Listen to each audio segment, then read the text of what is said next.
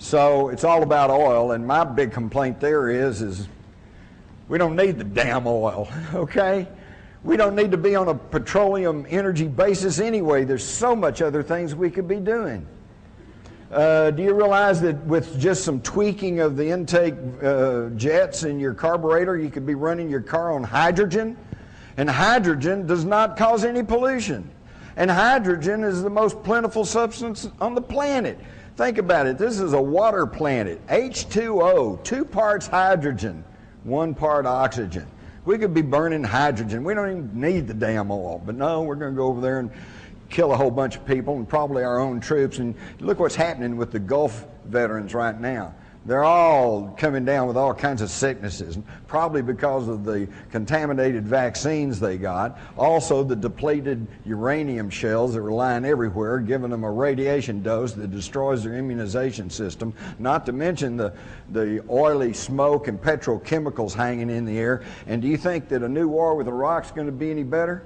Never mind the massive casualties that Iraq's going to suffer. Wait till our guys come back in another 20 years, and they'll be raising hell about their health problems.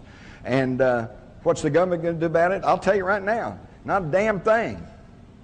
Let me tell you something. When I was in the Army, this just really gets my blood to boiling when I think about this. When I was in the Army back during Vietnam, we'd get C rations, and in the C rations, along with the powdered milk and this and the other thing, was a little packet of cigarettes. You get 5 little cigarettes. We always thought that was cool, free cigarettes.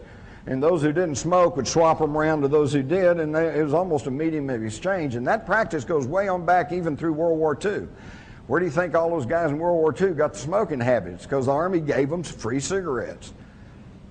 And now under the Clinton administration, when some of these guys who put their life on the line to fight for freedom and democracy in World War II, and they start coming down with emphysema and lung cancer, and they go to the VA under the Clinton administration, they ruled that that was a self-inflicted disease and that they would not treat the veterans.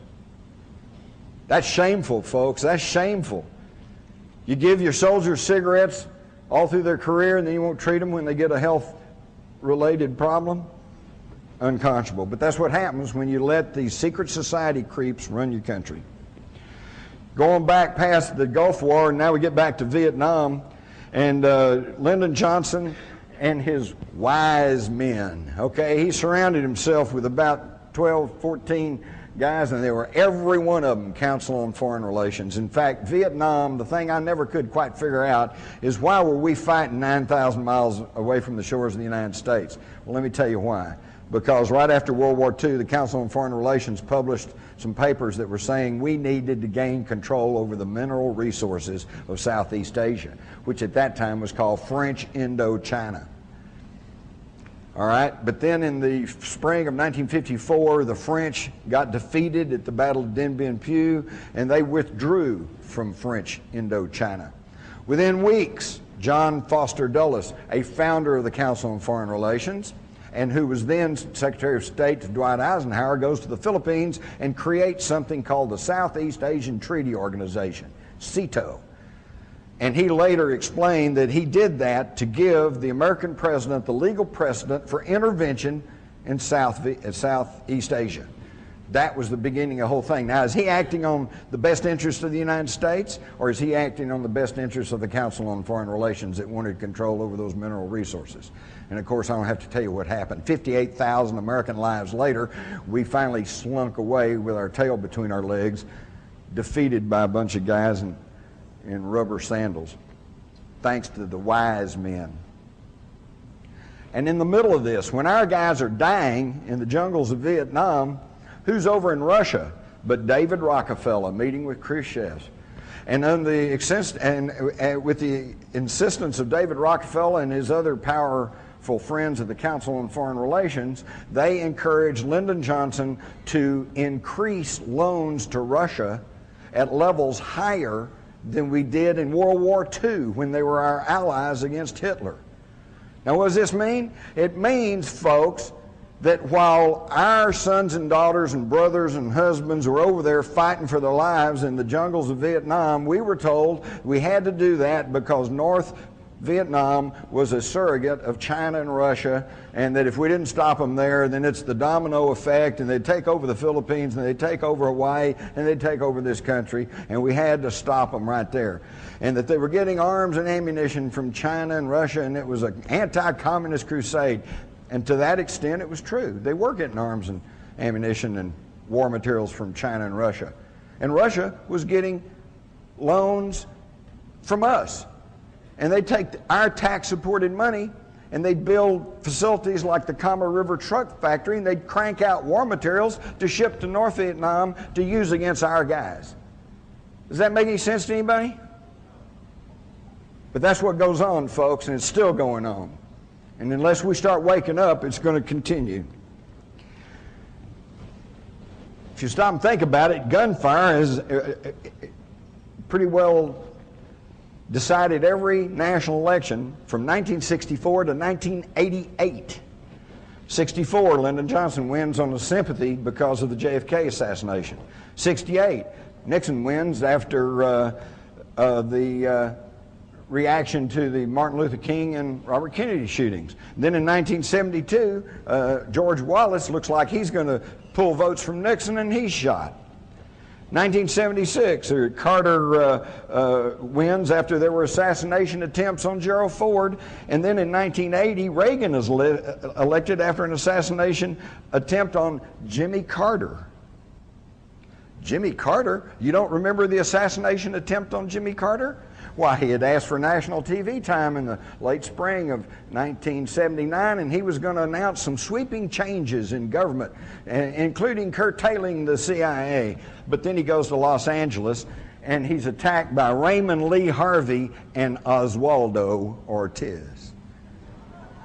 So Lee Harvey and Oswaldo were going to kill him in Los Angeles. There it is. You saw it in the Newsweek article, but you don't remember that, do you? Because it didn't get distributed in the news media. And right after that, he canceled his national TV talk, went to a seclusion at Camp David, called in everybody up to and including Billy Graham, and said, "I've lost control of the government." And he was out, and Reagan was in. And 2 months after Reagan was elected, he's shot. And if that bullet had been that much closer, it had hit his heart, and we would have had George Bush 8 years earlier. People don't think about that, do they? Oh, well, I guess that's a conspiracy theory. Speaking of, you're going to love this one, the Reagan shooting. All network tapes, you can clearly hear the sound of 7 shots. Bam, bam, bam, bam, bam, bam, bam. Hinckley had a 6-shot revolver. How do you get 7 shots out of a 6-shot revolver? And where'd it come from? Up there, circled in red, the bullet that struck Reagan was at a downward trajectory. Go back and check the media. They accurately reported that. And Hinckley, though, is standing level with him over here in the crowd, back over here beyond that policeman. Up here is a sliding glass door with a human figure crouched behind that door. Was this the person who actually shot Reagan? We don't know, because there's never any investigations, because all that's just conspiracy theory. But of course, Reagan was shot, and for months, the person who was really in charge was George Herbert Walker Bush. You're going back to Korea, you find out that Russian generals were running the Korean War on both sides. Does that make any sense? And yet the bulk of the Allied troops was our guys. United States military supported by our tax dollars. We're really being taken, folks. Go all the way back to World War II. Again, I noticed it was mentioned here at this conference that, well, everything would have been okay except Hitler was the bad guy, and he kind of screwed everything up. Well, let me tell you, folks, do your homework. Hitler didn't just suddenly appear. Hitler, number one, was a military intelligence agent who was assigned to infiltrate the Nazi Party. And he went back to his superiors and said, well, went to this meeting, there's only about 9 guys there, but you'd like them because they want to rebuild Germany, and they hate the Jews, and they want to rearm, and they want to repudiate the Versailles Treaty. So his superior said, that sounds pretty good. Here's some money. Go back and help out. So they created Hitler. And then as he began to gain more power, who was behind him? Another secret society, the Thule-Gesellschaft, or the Thule Society, made up of some of the leading industrialists, leading intellectuals in Germany at the time. People, and also people who had an intimate working knowledge of the occult. All right? So now we can see that all of these secret societies have been working along. And it was the same thing back during World War I. Same people ran World War I. It's amazing, but at the time of the Russian Revolution, where was Lenin? He wasn't in Russia. He was in Switzerland. Where was Leon Trotsky, the communist key philosopher? He wasn't in Russia. He was in New York City working for Wall Street capitalists. And they gave him money, and they gave him all kinds of support to go into Russia and take over a popular uprising and change it into a communist government. Lenin was the same thing. We all know that he was put on a sealed railroad car and traveled through wartime Germany that was at war with Russia and was sent on into Russia to take over the government and set up the communist system. And one of the people who helped facilitate that was a leading banker in Germany who also was very highly connected with German intelligence, and that was a fellow by the name of Max Warburg. Now, don't you find it passing strange that in World War I, Max Warburg, who was head of German intelligence and a big leading banker there in Germany, his brother, Paul Warburg, founded the Federal Reserve System in our country, and at that time was head of the financial end of World War I for the United States of America. Does nobody find that amazing?